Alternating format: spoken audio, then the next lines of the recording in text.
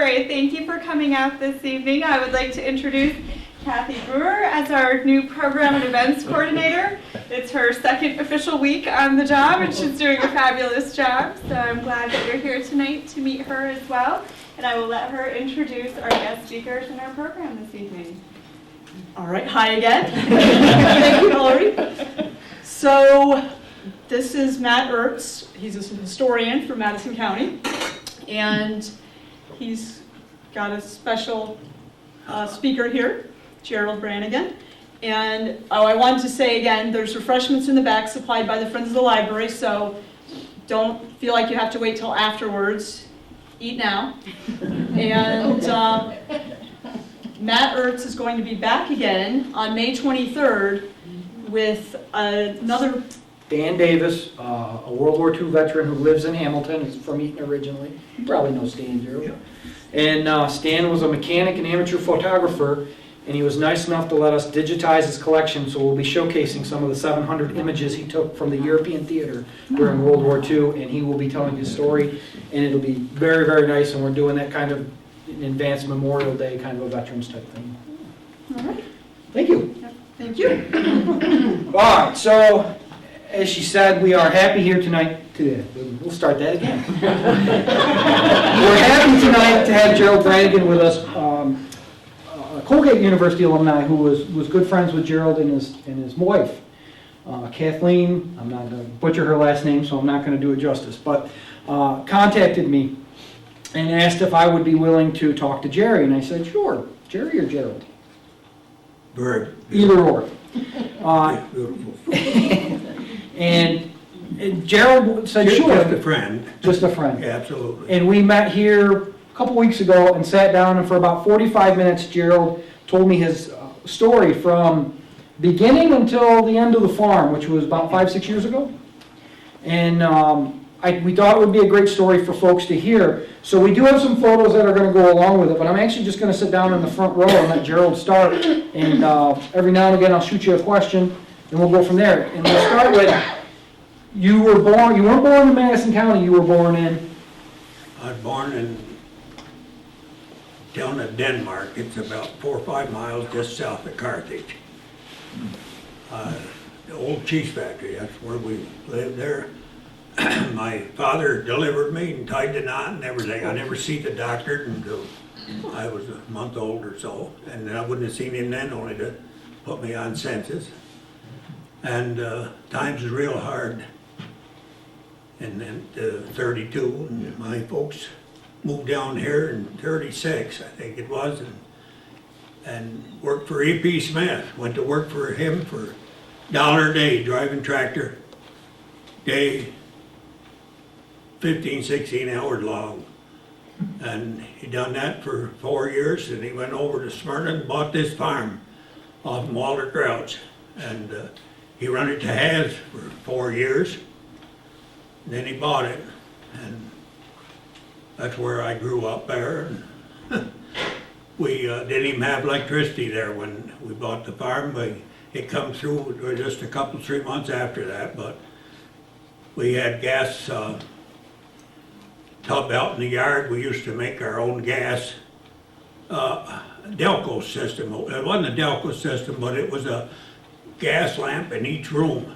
Of course, we had lanterns in the barn. You couldn't have that gas outfit there, but that worked pretty good. I forgot just what they done. I think they put white lime in there to begin with and different things and made it, and that's what made the gas to burn in the rooms. It piped all the rooms, and we milked by hand. My mother milked, me, my brother, my youngest brother wasn't born yet then, and we milked, and I went to that little country school down there in Upperville. My sister bought it years later, and that's where she lived when she died. One-room schoolhouse. Irene Nelson from Smyrna Flats was a school teacher there. And I forgot just how far it went up to 8th grade, I think. And we went from there down to Smyrna, but I started school when my dad lived over to, we lived in that card place where Pickett's used to live on when we worked for E.P. Smith. He had a lot of farms around Lebanon. And I went to school, and in the wintertime, they had a team of horses and a sleigh with a box on it, and that's where we rode. There had seats on the side. I know my feet would freeze.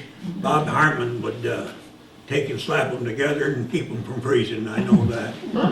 Bob's dead and gone now, but that's where I went. Again, with The year you were born, Bob, your dad was chopping wood. Do you remember that? yes, Dad and my uncle and Pearl Potter, another friend of the family, they walked 6 miles to the woods and cut wood and piled it. This guy hired them to get wood out and pile it. Just they got 10 cents a cord piling wood. They didn't sell the wood. It wasn't all they did was got it out. And when they got the big stuff that they couldn't cut with the axe, they got a Model T in there and jacked up the wheel and run the buzzsaw with that on the belt. Yep. My uncle was complaining about his feet being cold. Of course, going into the woods, they had to break a track. There wasn't no trail, no snowmobiles or nothing like that. Each one would change off breaking trail. And my uncle got behind Pearl Potter. He was complaining all the while about his feet being cold. And every step Pearl took, the rubber boot dropped down. His boots was wore out. There was his bare heel. And Ralph said, my feet never got cold again. They built a little shanty in there, and they'd stay 2-3 days. They'd take groceries enough and have a fire there, and that's where they'd sleep nights and make done their cooking there. I could back up. My dad, his father, my grandfather, died when he was 17. My dad was 17. And his mother, Grandma, hired him out to go in on Cranberry Lake with a team of horses. And all he got out of that all winter was a top coat. All the rest of the money come home to Grandma to raise the rest of the family, take care of them. Yeah, I always admired my dad for that, but he was 17 when he done it. You take it today, I wonder how many 17-year-old boys would do something like that. Well, we got the farm over there and things kind of looking up. And Dad run it to Has for 4 years with Crouch, and Crouch never come up and done nothing. He'd come up and bring the milk check up and split it up, got Has, and pay half the feed bill and stuff like that. And Dad got sick of that, and he bought it. He bought it and paid for it in 3 years and a half. And of course, right at that time, milk turned to go the other way. It was a good product to have, and done pretty good. Then he bought Tackleberry Farm, and then he bought the farm over back, the Baker Farm, I guess you'd call it. And we had lots of land. We cash cropped it there for some years. Beans with Pete Baker and Sisson. Probably some of you older people know them. And that's the way that went. I got where I was about 15, 16, and I thought I was smarter than everybody. Typical 15-year-old. And I took off just the clothes I had on my back, and I walked from there into Montseelic. I went into Georgetown and inquiring all the way about getting a job. And I got in Georgetown, somebody said somebody over to Lebanon wanted a job, so I walked back to Lebanon. And it was Lee and Will Souls up on the Souls Road. I went to work for them. They hadn't ate dinner yet. They didn't eat dinner until 2 or 3 o'clock, and I was damn thankful, I'll tell you. But that was a good place to work. The groceries was magnificent. Lee, they kept some batter from day to day. Some of you ladies know what I'm talking about, and that's what they used for a starter for the next day. And the buckwheat pancakes it was, and he'd pour them on that round griddle. Jeepers, they'd be that deep. He had a little thin knife, about that long, that wide. He'd plop that. I figured the first day we'd spend the rest of the day cleaning up dinner. Or cleaning up the griddle, but we didn't. He turned them right on there. It wasn't his first time, and they was good. They had horses. I think they had 16 horses at that time. And they had a well. It was up the house, and the horses was down here at a couple, 300 feet. You had to water them after breakfast. That was the first thing, carry water down there. Had an old stud horse there. Well, he wasn't old, but he was temperamental. He was awful. If a mare even swallowed a swallow out of that pail, he wouldn't drink. I swore I'd leave it and go thirsty sometimes, but they wouldn't hear that. Yeah, I worked there, and then I got, so I thought Dad needed some help again. I went back and I bought some cows, and I farmed it with him a little while, and I worked in the milk station down to Smyrna there, and worked. That was Smyrna Union Co-op. Then Clayton Coy was boss in there. And I worked there, and then went in there at 4 o'clock and worked till noon. Then we had done. I went across the way and worked from 1 to 5 in the feed store for Simmons and Mumray.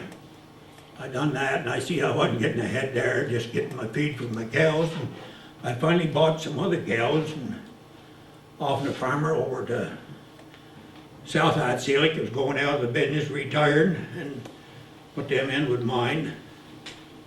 And I moved up there to the farm, and I bought that farm off and Jerry Benedict. I don't know whether any of you guys know him or not. He was a good fellow. He worked the Agway in Munsville for a long time.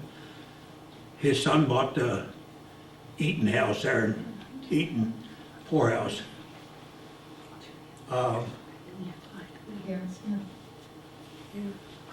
I bought that farm for $16,000. I got 7 or 8 cows and a pretty near new Alice Chalmers CA tractor. It wasn't very big. It was 2 bottom. I got it plowed and plowed. The kid was also small. Terry born in 51, so indeed he born in 53. So that's they wasn't able to help. I'm telling you, I had up on top of the hill where he furnished the cows to pasture had up there, the best land there was, and I had to clean that off and change it, put it in the meadow and put the side hill in the pasture. And I pulled apple trees and thorn apple trees and worked up there. Of course, I was young then. It worked. Maybe so damn lonesome sometimes. You'd sit right down and bawl, but it didn't help any.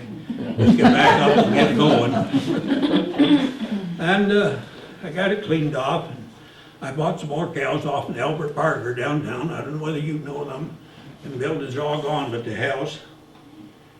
I don't know how many I bought off of him, but they come to $1,600. And I talked to my mother-in-law, and she said she'd loan me the money. She worked at Utica GE at the time. She used to work there in Smyrna cafeteria for years. Then she went to Utica and lived up there after her husband died. And she said she'd loan me the money.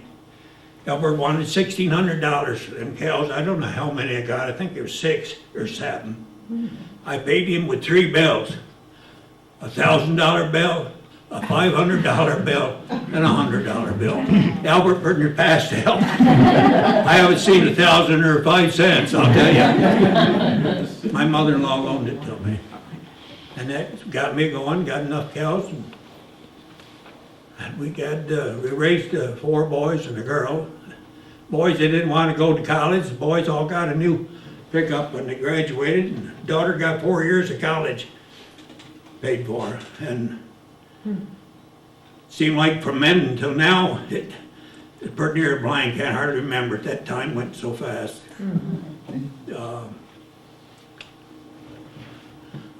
a little bit about your time working for the railroads. Oh yeah, when I lived there in Smyrna, right after I got married, I worked for O&W, and Dominic DiStefano, he was boss there. And I got in guy, but he was a pretty good guy. Railroad, it was 10 hours a day then, and you worked from 7 in the morning to 6 at night. And it's the hottest place in the summertime and the coldest in the winter. Railroad is, there ain't nothing on there that's got any warmth. It ain't like a horse or a cow you can get close to, you know. They got is iron there. And I worked there and I enjoyed it. But that's before I come up on the farm. But What did the job entail? Pardon? What did you do? Like, what was I was section hand. We repaired, the first thing we done was run over the track with the Graham's car and checked it for cracks or breaks or anything it was. If there was, we'd come back and get a rail and put it in, we'd cut it and drill it and put the angle bars on. And that was in between trains going? Yeah, there wasn't too many trains in. I think maybe there was one in the morning and one in the afternoon, that's about all. They give up that one, it went up through Lebanon, that was the old West Shore. I don't know just when, I think that was about 38, we lived over the card place then, or where Pickett's live now. I can remember the train going up through and I could hear the whistle. It wasn't that far off, coming up through there. That went through into Georgetown and on up into Syracuse. That was the old West Shore. It had a tunnel up above Cazenovia there somewhere. I'm not just sure where it was. I've been there once or twice, but that was a long time ago too. When I worked on the road, we happened to have to go up there and get some rails. We'd go up there and get 10, 15 ton rails, and I think the rails was 990. That was a number of them, and that meant that it weighed 99 pounds to the rod, or yard, and they was 10 yards long. That's what they weighed, is 9. And that was one of the smaller rails that was around. All the rest of them was bigger the railroad, the bigger the rail. How many guys did it take to put in a new rail? All of us did it once. We had angle bars that they picked them up with, 2 on each end and 2 on that picked them up, that's all right. So you see 4 guys are picking up 900 pounds. Yeah, and of course we had to put in new ties and when they got wore and stuff. I can remember when that train there in Hamilton, right here in town, when some of the boys switched the track out there, the switch, and went up through, out the end of the coal chute. What was that, 50, 60 years ago, wasn't it? You have a festival for that every year? Yeah, I know what they do. They took them a while before they got railroad cops in here to police it, you know. The kids all got their pockets full for. I was gonna say, the doctors had a whole bunch of appointments. Yeah. Upset tummies. Yeah, but. You also worked at a concrete facility? Yeah, I worked down here to Cottage too, that was before I come up on the farm. I tried a little bit of everything, and that was 10 hours a day. And they started me on chimney blocks, and the chimney blocks was all one piece. It weighed 32 pounds. And the morning you do, they made them like today, and they put them in on the cured them with steam and water at night, and then the next day you took them out and killed them so they could use them, pick them up with a lift truck. And that's what I done all summer. Boy, oh boy, I'm telling you, I was just hard as this floor that day when fall come. Of course, and then they laid you off. But that was a good job too. Paid pretty good, but worked the tar out of you. Oh, I don't know. What about the Dairyman League? When you become a farmer, you join the Dairyman League. Talk a little bit about that. Dairyman League. Yeah, I joined the Dairyman League because that was their handy. And I went with them for quite a while. They, a lot of you boys remember they had a 13th check they give you. And I never kept it. Bill Record always bought all of mine because I needed the money, that was the reason. And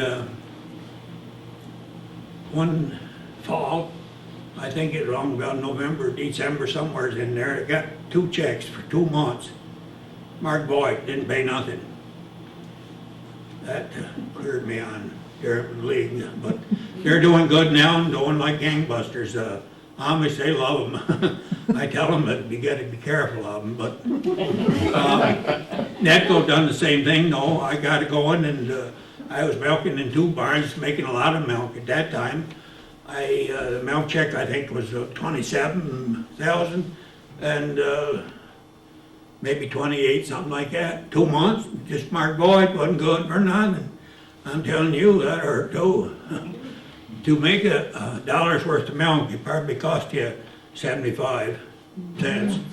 And even though you had your hay to feed, and they say it didn't cost you nothing for the hay, but it cost something for that hay to put it up and work and string and baling it.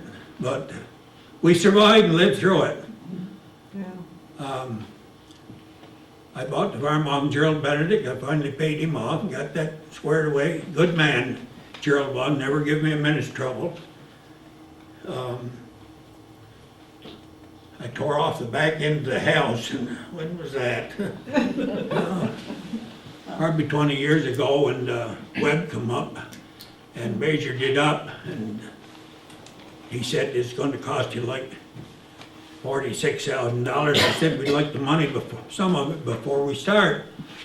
And Mother said, when can you start? He said, we can start tomorrow morning. But he said, I'll give you a couple of weeks to get the money.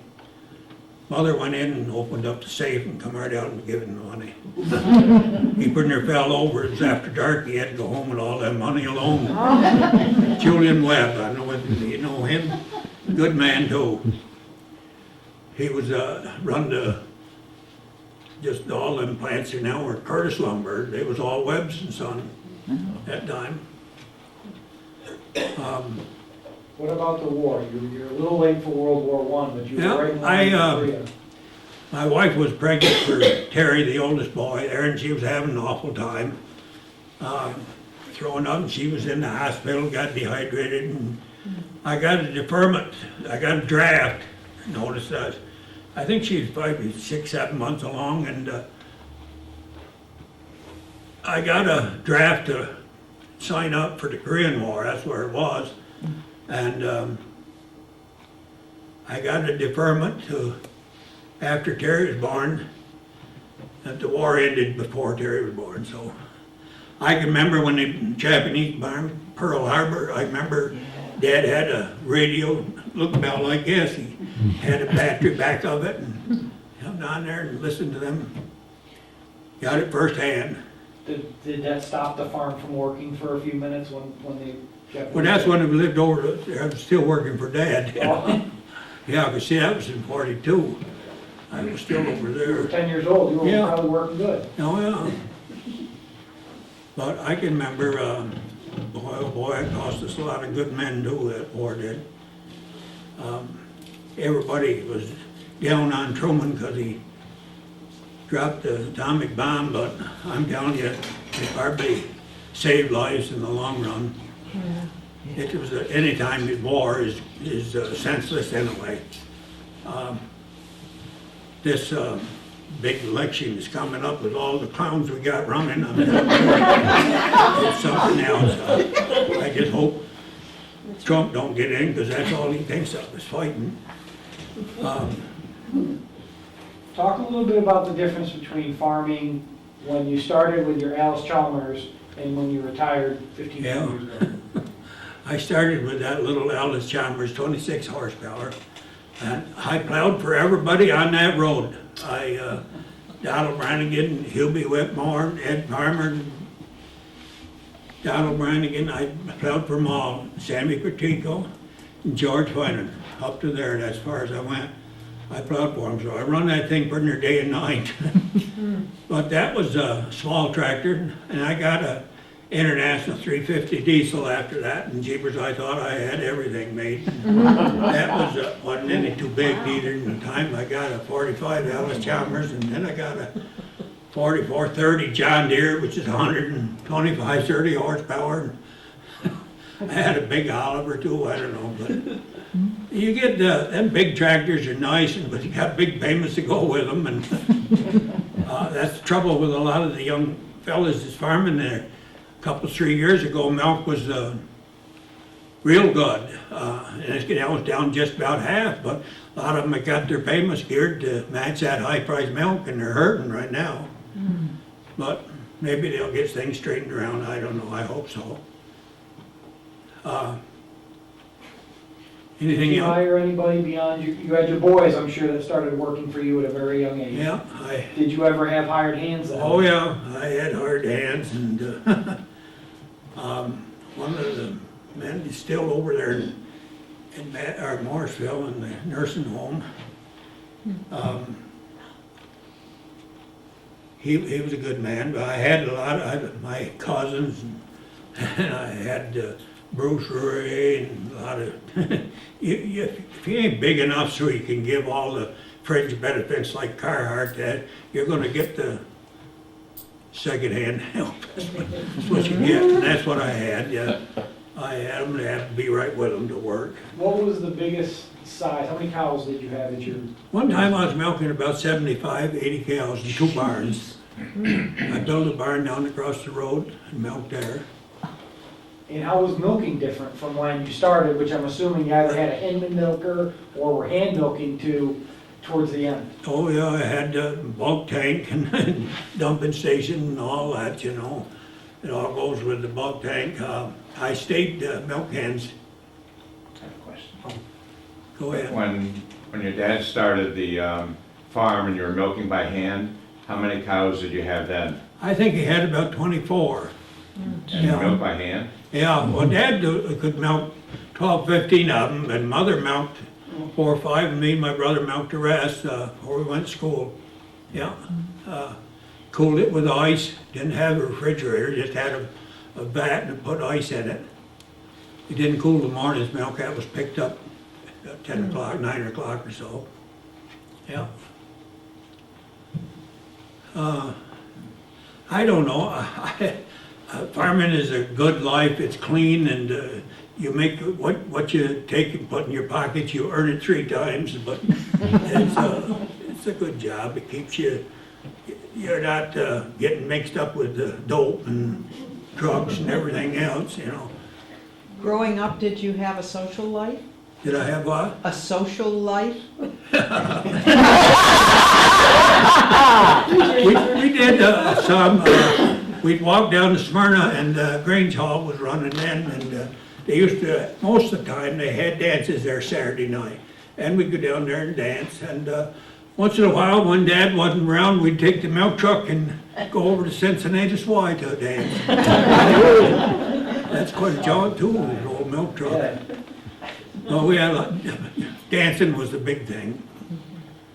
I got a son that just retired from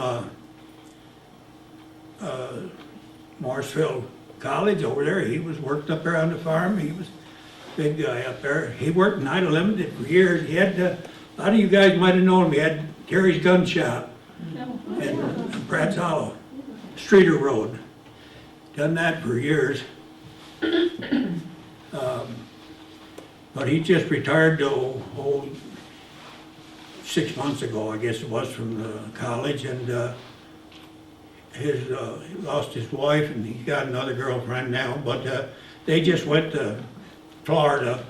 They didn't go to Florida just, they went all the way down and all the way back and visited some friends. They was gone about 5 weeks, and they had a good time and a lot of fun. Talk a little bit about, you live now with the Amish. Talk a little bit about how their farming relates to what you did towards the end. This farm that I bought for $16,000, they bought it 5, 6 years ago for $140. They thought they got a heck of a good deal too. It wasn't me that I didn't have it. I sold it to my son, and he got to gambling, and that's where it went. They sold it on the courthouse step for $100,000, $109,000, and a real estate dealer from Pennsylvania got it. He's the one that sold it to the Amish. Yeah, that's how that turned out. But I'm thankful I got my help, and I keep working. And you still live on the farm, you have living rights, correct? No, I did have, but I live in the trailer there where the hired man did. That's all I got. That's all the rights I got is there. And it's not bad. It keeps you warm, and I got a pellet stove and a gas furnace, but electricity and everything there. Yeah, it's nice. Is their farming similar to when you started or when you finished? Pardon? Is how the Amish farm, your old farm, is it similar to how you started? Oh, yeah. The only horses, though. They do everything. Horses. And your first equipment was all geared towards horses? Oh, yeah. I done it with horses, or pulled it with tractor with horse-drawn equipment. I pulled with the tractor.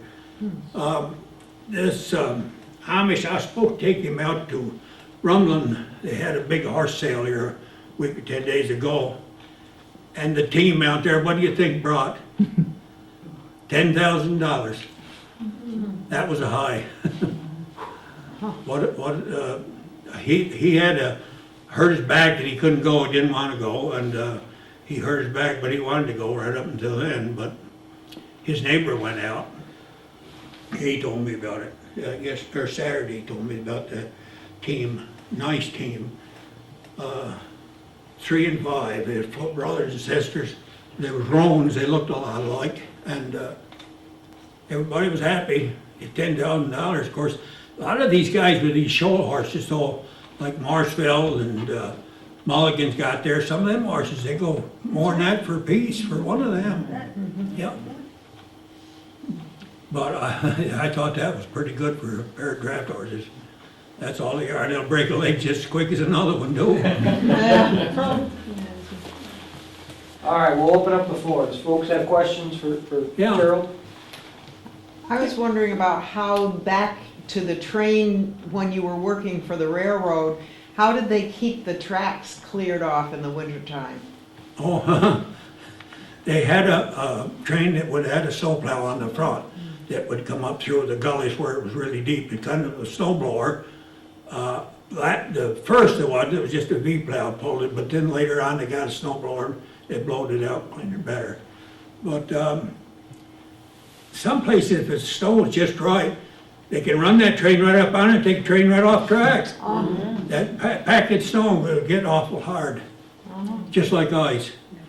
Take that train, that engine off the track, and then you're in trouble. But We have photos of that. they had, it was like a walkie-talkie. They would take it, and it had pole that reached from here to that. They didn't take it and put it up over them 2 wires, stick it up between them, turn it, and they come down onto it. Then they could talk on it just like a telephone, and they could find out where the train was. We wouldn't take the track apart unless we knew we had time to fix it and put it back together. We do something else, change some ties or something until the train went through, and then you'd have time to change it. We'd cut the ties or the rails. The rail was kind of brittle, but you would lay them up on a couple of railroad ties. Then you had this chisel, it had a handle in it, and you'd hit that with a maul. They had a heavy maul. You hit that and the guy held on to that. So all you do is go right around that railroad rail and with that chisel and make a mark and pick it up, drop it and break right off right there. Then you had to drill it, but you had the drill after you got it in place and the angle bars on the other side there. Then you had something for a pattern for the holes. And you had a drill just like a ratchet. That's just what it was like. It locked to the rail with the chain and just ratcheted it and pulled it right through. And did they, was there really a cow pusher? Did they use that V-shaped thing to push cows off the tracks? No, that was all fenced off. Every once in a while, I know down below Oxford somewhere, the cows got out and walked out onto that bridge. That high bridge is there, and they got scared, they couldn't get off. They had a heck of a time cleaning them up. They finally butchered them and brought them back that way. Really? Yeah. There's that high, there was a high bridge down there. I don't know if you remember that, Oxford somewhere down there. I forgot where it was. But somewhere they broke a gate down and got out onto that bridge. Oh. Yeah. But other than that, you didn't have cows didn't get out there because it was all fenced off. Other questions?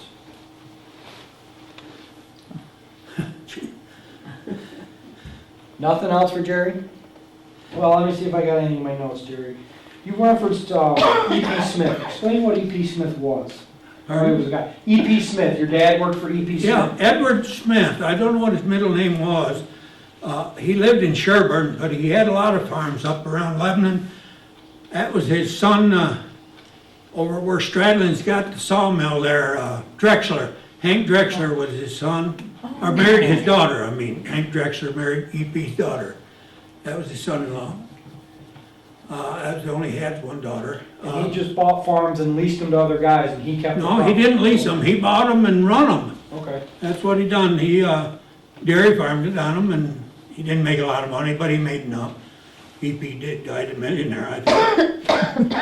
Pretty That's pretty good. good money for not making much. Yeah, well, especially in hard times too, you know. Speaking of money, was it a usual thing to keep money made at home? Or did most people use banks? Pardon? Did you use banks for money? I mean, I know quite a few people who did keep money earned at home. Well, some people try to get ahead of the government and keep it there instead of putting it in banks. See, once you put it in the bank, then the government's got a tracer on it. A lot of people didn't do that. You have to keep track when you file your income tax. But filing income tax, I mean, it started in Roosevelt's time, I think. Roosevelt was in there 16 years. He died in there, if any of you remember that. Yes. Then they changed it after that. Nobody can be in there only 2 terms, 4 years, 8 years. But I can remember when Roosevelt was in there, and what's that guy from England there? Churchill. He used to have the Saturday night jam or something, they called it. When did you get your first television, or you talked about listening to Pearl Harbor on the radio? When I was there on the farm, I didn't even have a car for hardly 4 or 5 years. I had a car and I had it financed with Trask with General Motors. It was a 49 Packard, and it was pretty new when I bought it, and I had it pretty near paid for, all like 2 payments. And I think the payments was $36. But I went over and see Preston Trask, and I told him, he had an old 37 Chevy out there, why don't you let me have that and I'll let you take this back. He all up and hit that desk, he said, I'll tell you something, young man, when you can't keep the payments up, we'll get that. Well, he come up after it. He didn't, he sent a man and a woman up after it, and I had a pretty good dog at that time. And they was gonna jump right in and take it, and I, no, you sign a paper that I'm not responsible for anything. Oh, no, we don't do it that way. Well, I said, this time you're going to. Oh, we ain't gonna do it. I said, unless you're better than me and that dog, you're going to. Well, they got back in the car and they went back to Hamilton. Oh, 3 or 4 days, it was up and had the paper all signed and everything. oh. And then we didn't have a car for a long time, because we just didn't make money enough. I had that tractor, and my wife would get a dishpan full of eggs. We had a few chickens. And I'd take them down to the store and swap them for groceries, and that's what we did. Didn't have no television, and that's, I don't know. I think probably television it does a lot of good, a lot of entertainment, but there's a lot of trash on there too, all the way around. I don't know, same way with this internet. That thing is real good, but everybody misuses it and don't use it for what it's intended for. So do you watch any television now? Oh, yeah, I do. That's my downfall, really. I go to bed early, though. I haven't got a computer. I cut my credit cards all up and threw them away, so I don't do them. So, and anything you got to get off in television, you got to have a credit card to do it. And if you ain't careful, you can get way over your head. That's one thing the television does, is get people to use their credit cards. They shouldn't. But When your wife had your children, did she go to a hospital? yeah, she had an awful time throwing up. She'd get dehydrated and everything. She did, the last one was Seth was born, and she come over here, and I told them they were gonna have it, and they was changing shifts. And these girls didn't want to get into it, and them there wasn't no big hand. They didn't want to clean up here. So they made her sit there and hold it, and Epstein got tied up in the road rehabilitating down there below Earlville. So he was like, when she got here, Seth was born, he's just as black as he's in black chairs. He had a cord around his neck. It would never have been that way if they'd have took him when he was born, when he should come.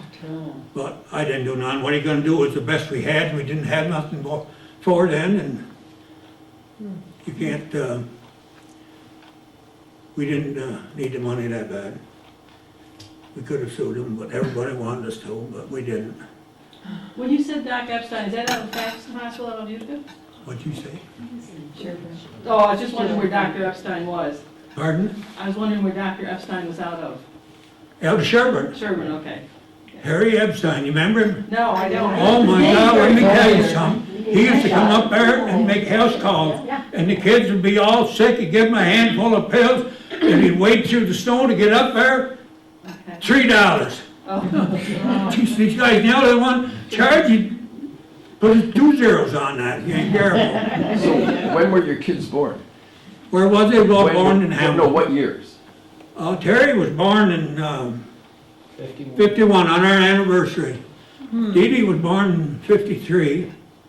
Now, I don't know the rest of them. About 2 years apart all of them. And how many? 4 boys and a girl. My daughter's teaching out to Olean. She has ever since she graduated from Cobleskill, I guess. Yeah.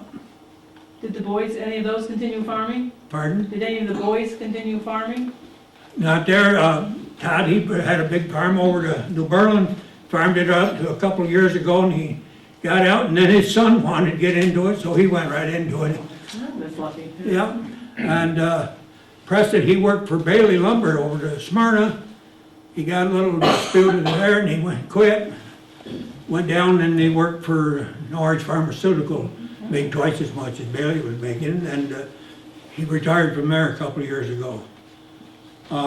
Seth, he don't do nothing, because he had trouble with that cord around his neck, and he could do something. He did work here in Colgate, and they gave him all the dirty stuff that was, washing the garbage cans and the trays and stuff. And Seth opened the door to go into this room. It was a dark room, and there was the boss in there and one of the girls. And, well, you figure out what they was doing. That boss got real mad at Seth, and I come and took him out of there before he killed him, because Seth at that time was just as like a bull. He'd have put a hammer like I and popped his head off. That's just what he'd done. Seth was wrong, strong boy at that time. And Seth lived with me up to a few years ago. Now he's up here to Manners. Madison Lane, isn't it? Yeah.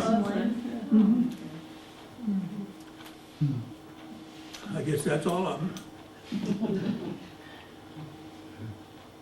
Any other questions? How many Amish are now in these small farms? Oh my God, Amish, or are they- all them farms, you know, even up on Muller Hill, some of them farms that nobody wanted for years, and they gone working, bringing them farms right back and farming it. That was part of the deal. They needed them to be stagnant for, I think, 20 years, so that there was no more fertilizer left in the field. So that was part of the deal. We had so many destitute farms that they were able to come in and buy up a lot of them. where They're they just were like met- people, they're just as nice as Yeah. people as you've ever seen. I've had them guys on my farm, and I've been around them for 5 years, and I've never yet heard them say one foul word, not one. Yeah. And you know how boys will get out back talking, and sometimes it gets a little nasty, but not them. They're nicer, they're just as pleasant. And they get upset, and things do too. Right there in Shed, there, a boy got killed. Guy came down through there, and he was looking over here watching them thrash, and the kid was in the road, and he hit him in the car, killed him. But I mean, they get hurt, and another one got hurt hitting out logs, but they're just like anybody else. They're people, and they do it all the hard way, and they get hurt.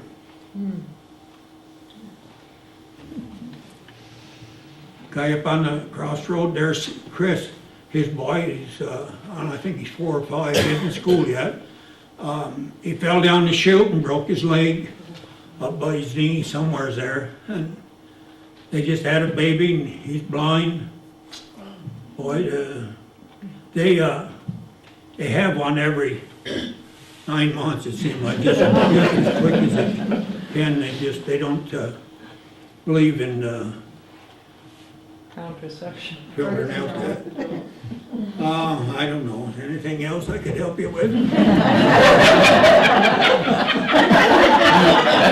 I think on that note, Jerry, if you want to sit down, if folks want to come up and talk to Jerry, is that okay? Yeah, Yeah, come on up and sit, we'll hang out for a few minutes. We thank you all for coming. yes. Uh,